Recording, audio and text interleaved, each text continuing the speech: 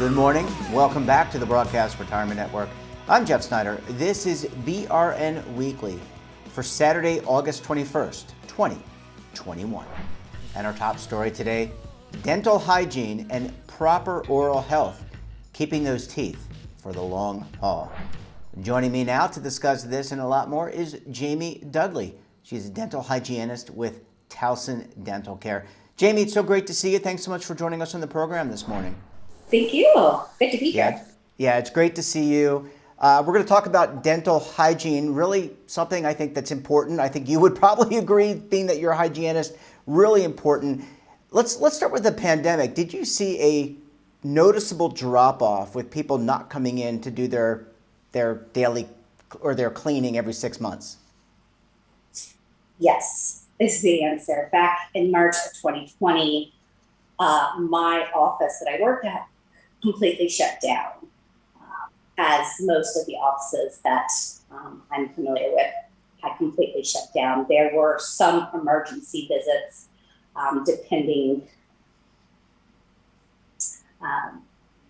There were some offices that were open only for emergency visits, but for the most part, the dental world was shut down for at least a couple of months. My office in particular was closed for a little over 3 months until we started slowly going back in. Yeah, and have you seen those dental visits begin to pick up? I mean, I know people, even with the Delta variant, people may have some concerns going out. We're wearing masks, we're doing, getting vaccinated, etc. But have you seen it start to pick up when people are now coming back in and saying, hey, I need my teeth cleaned. I need to have that procedure that I put aside for a period of time. I need to have that. And yes, people are flooding back in. Now we're having the opposite problem where the patients that have not been in or are off their schedule, which most of them are trying to get back in for their cleanings or their restorative work that they were unable to complete prior to the pandemic happening. There's still a lot of anxiety with regards to the coronavirus, and now especially with the Delta variant. So there are definitely people that are still holding off and anxious about coming in for dental treatment at all, but it is happening. That's good. And so is it now that you're seeing more clients again, people are kind of trickling in, have people taken care of their gums, their teeth? I mean, or did quarantine mean, hey, I'm not going to go out, but I'm also not going to take care of my teeth as well as I should have? From what I've experienced personally with people around me in my life and my patients, I've seen a great uptick and care for oral health concern mainly. For example, I've had a lot of friends tell me that, Jeannie, I am now brushing twice a day. I am now flossing every day. Can you look at a specific area? They're actually very heightened in their awareness of their dental care because they are now fearful that there are problems that are going to happen. So they're trying to be proactive. Yeah, I mean, and that's actually that's a positive. Just like people don't have to commute. So you found, like, if you commuted to work and it took you an hour each way, you found 2 free hours that you could devote that to dental hygiene, maybe getting a little workout in, doing some flossing, and maybe hanging out with the kids. So it's certainly very positive that people are doing that. And I can honestly tell you, I brush after every meal, and I did at least twice a day. But now that I work from home, Jamie, I use the Sonicare brush, and I do it 3 times a day. So let's talk about just reminding people for some tips about oral health and things that they should be doing. You mentioned the flossing. You mentioned the dental hygiene cleanup that most people who have dental insurance can go every 6 months. What are some things that we should be thinking about out there as we're kind of retackling our dental hygiene? I'd say the most important things to keep in mind for your overall oral health is having a really good toothbrush. Highly recommend the electric toothbrushes. So brushing at least twice a day, three's even better, and getting a really good flossing routine, and also we're using things like mouth rinse and other tools like water picks or water flossers, any tool you can use to remove as much plaque buildup as possible, that is the goal. That is ultimately what is going to keep your mouth as healthy as possible.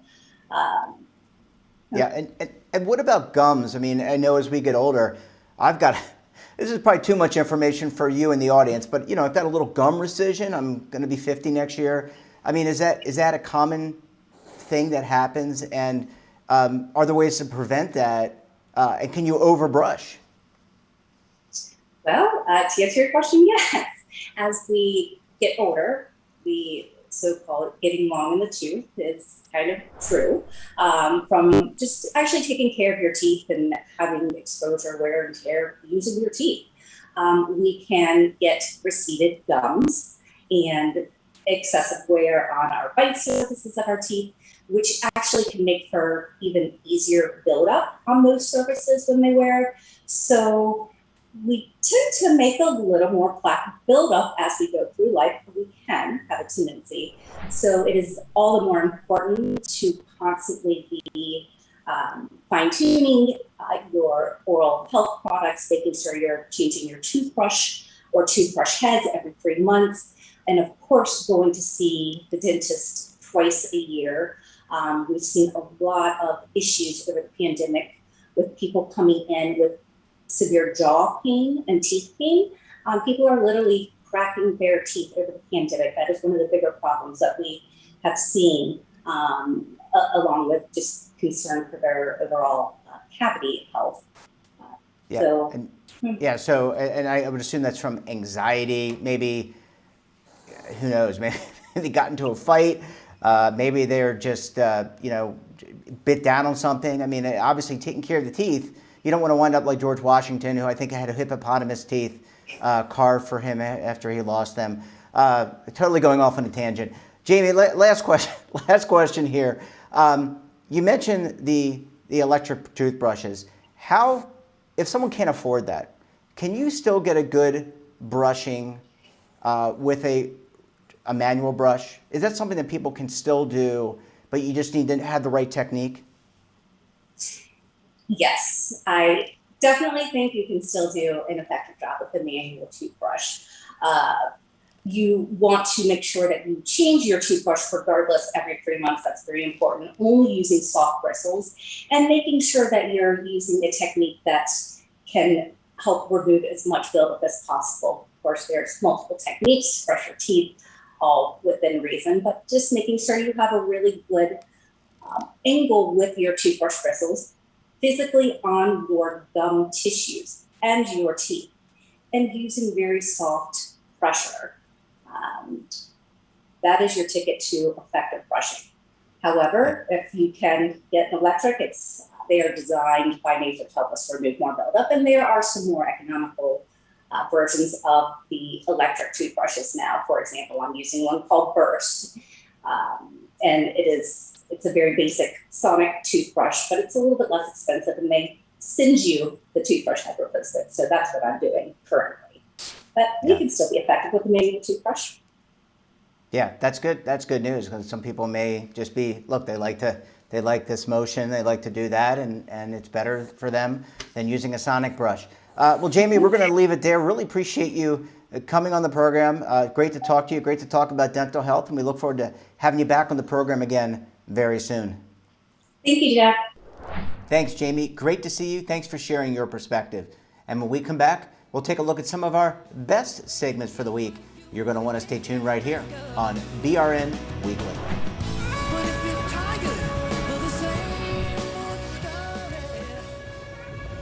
Imagine a new television network that will make you richer, healthier, and in control of your financial future.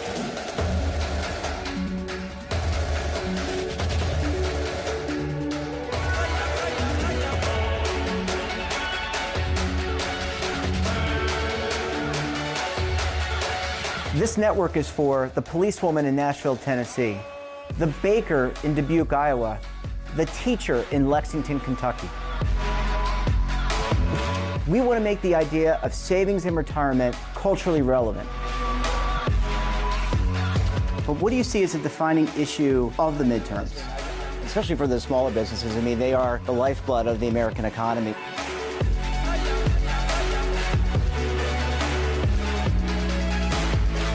Featuring exclusive interviews, current affairs, and docuseries.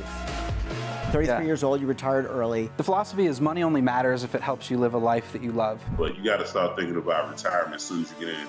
The Broadcast Retirement Network will drive very high engagement with premium partnerships. So this isn't retirement and savings for your parents or grandparents. This is for all Americans. And we're going to change the way you think about money.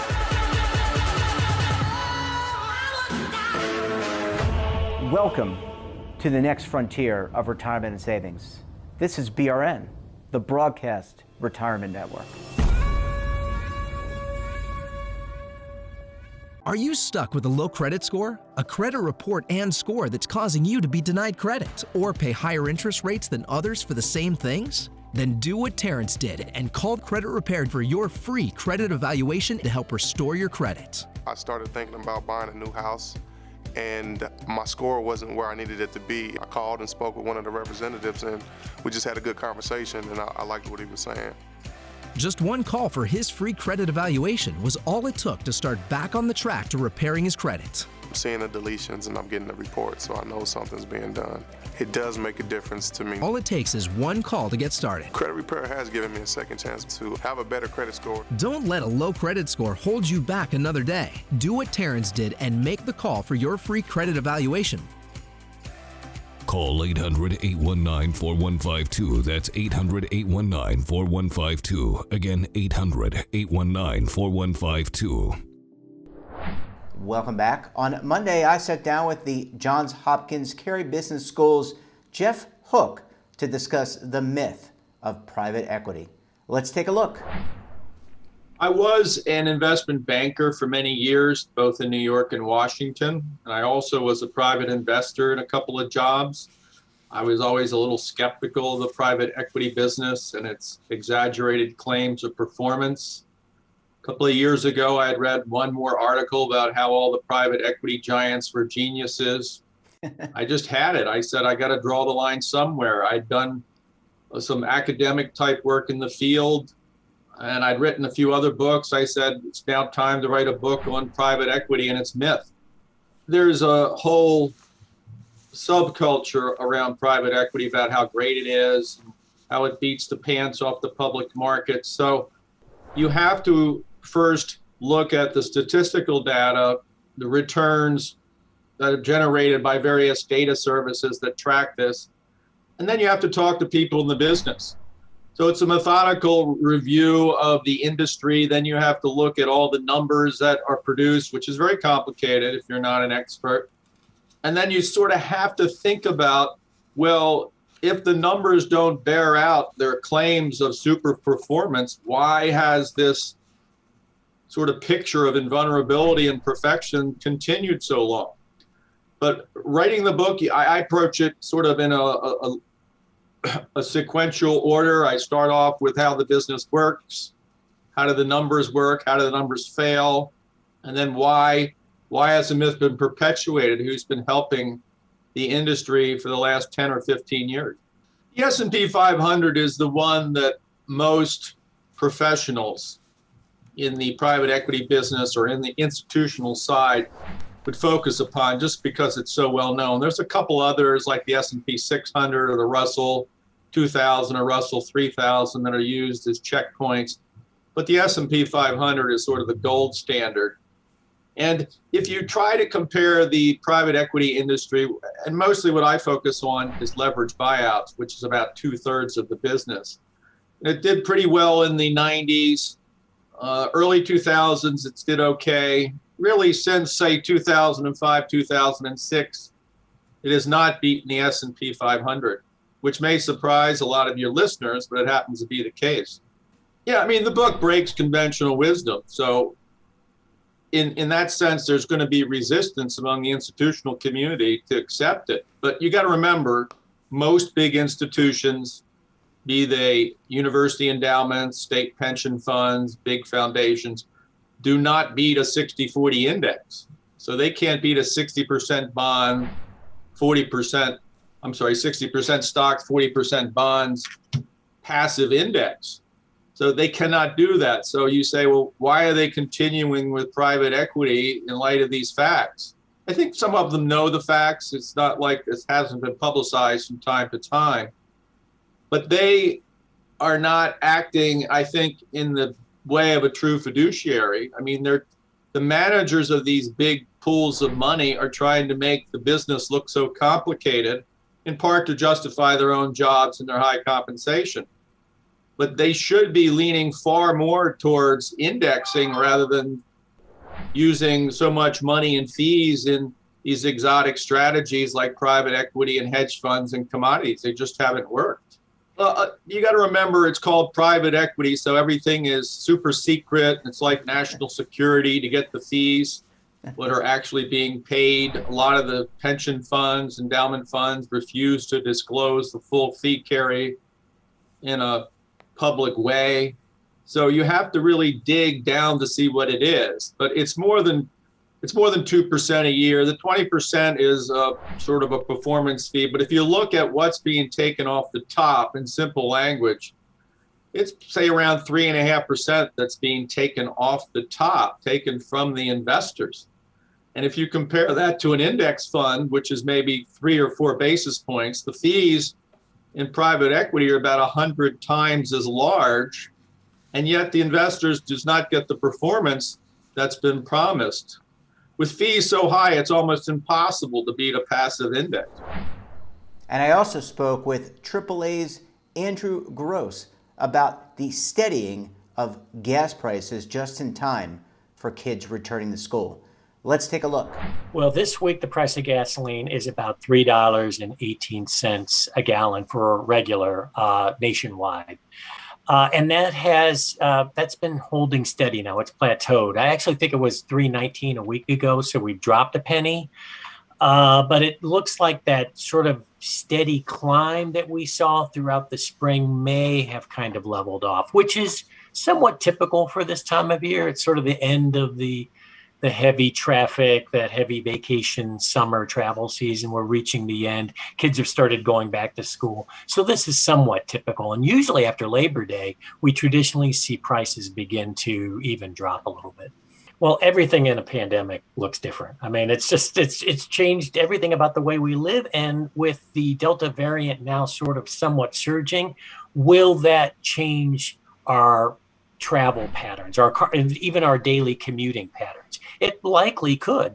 And we may go back to what we saw, say, a year ago this time, where we had come out of the depths of the pandemic and more people were starting to feel comfortable going out, but they didn't go out quite as much, or maybe they were having groceries delivered. So we may be going back into that sort of daily lifestyle pattern, which could ease the demand we've seen. Because a lot of these gas prices, these spikes in gas prices, have really been driven primarily by demand, as people in the spring and the summer, they had to travel, and a lot of the travel we saw, about 90% of the travel this past summer was by automobile.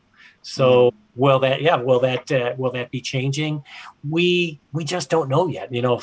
I wish we had a crystal ball at AAA, but we can only look back and see what the patterns have been, and perhaps those will reemerge if the Delta variant sticks around through, say, the holidays. There are a lot of great trips, particularly if you're planning a little, weekend getaway for Labor Day, or even if it's just regular commuting, but you're doing it more by your car.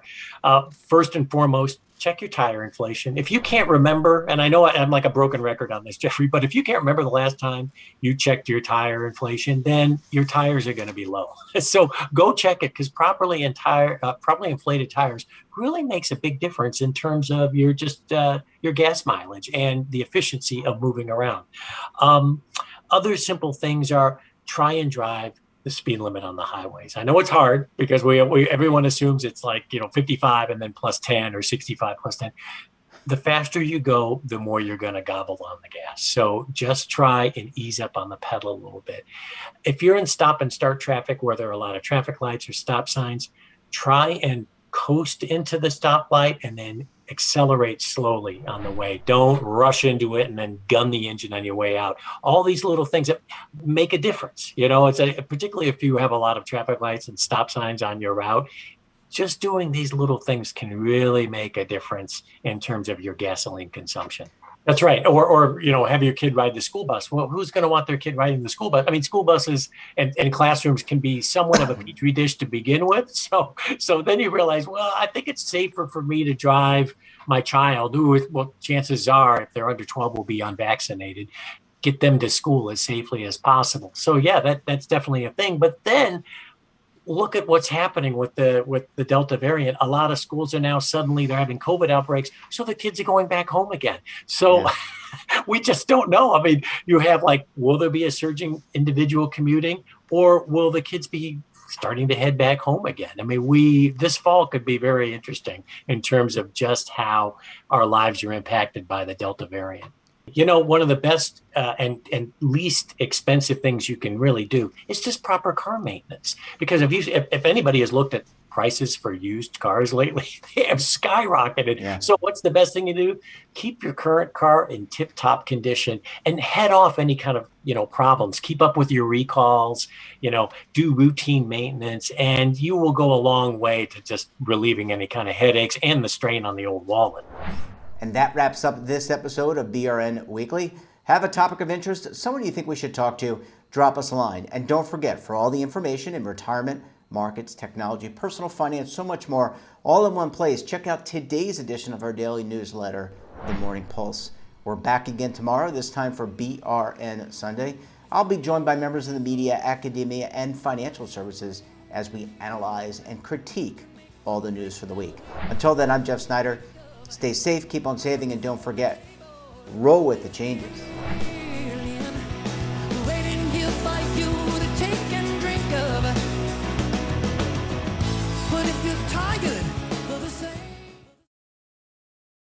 Being audited, and do you owe the IRS $10,000 or more in back taxes? Is the IRS threatening to take more of your money? Don't fight the IRS alone. The Tax Doctor is here to help you negotiate your tax bill and reduce your stress. The IRS can freeze your assets and seize your bank accounts, but you can stop these IRS actions.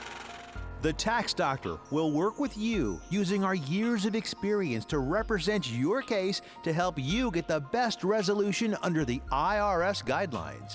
Help is here to deal with the IRS to reduce your stress. We've handled thousands of cases, so we know what we're doing.